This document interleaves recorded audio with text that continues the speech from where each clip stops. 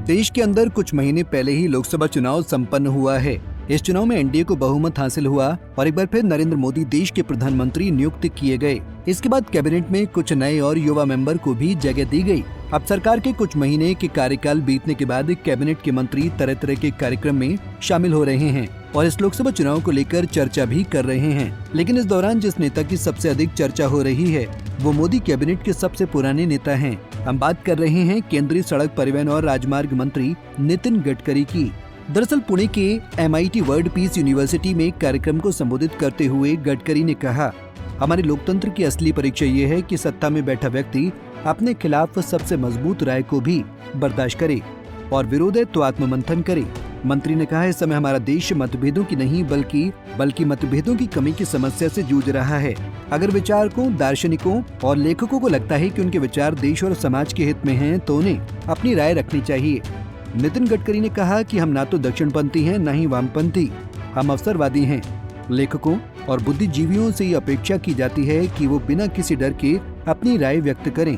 उन्होंने ये भी कहा कि जब तक अस्पृश्यता और सामाजिक हीनता की धारणाएं खत्म नहीं हो जाती, तब तक राष्ट्र निर्माण का कार्य पूरा नहीं माना जा सकता।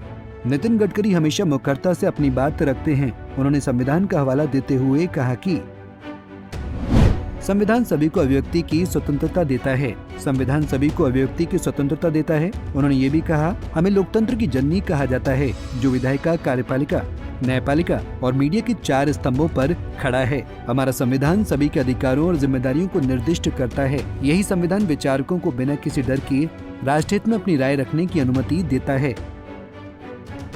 वहीं कार्यक्रम के दौरान नितिन गडकरी ने सामाजिक समरसता की बात कही।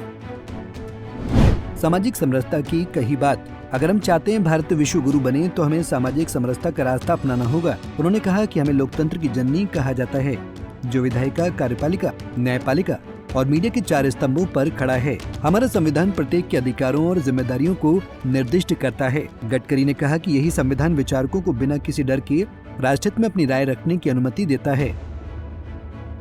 जिस तरीके से विपक्ष ने बीते लोकसभा चुनाव में कुछ मुद्दों को इंगित किया है और उनके बलबूते पर विपक्ष ने आम चुनाव में अच्छा प्रदर्शन किया है। विपक्ष ने आम जनमानस में ये विश्वास जगाने का काम किया कि इन मुद्दों पर बीजेपी वाकई में ऐसा कर रही है।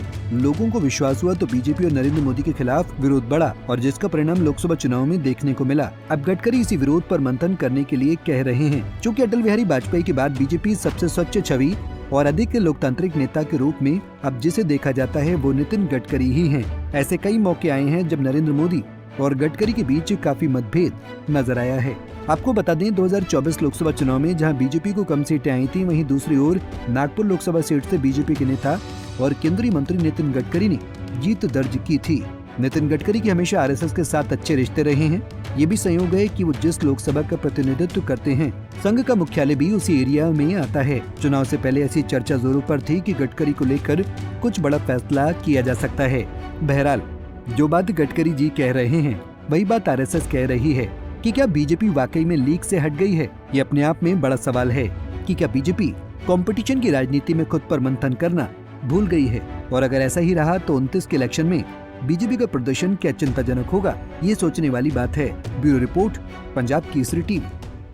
हमसे जुड़े रहने के लिए हमारे YouTube चैनल को सब्सक्राइब करें और नई वीडियो की नोटिफिकेशन के लिए बेल आइकॉन को दबाएं।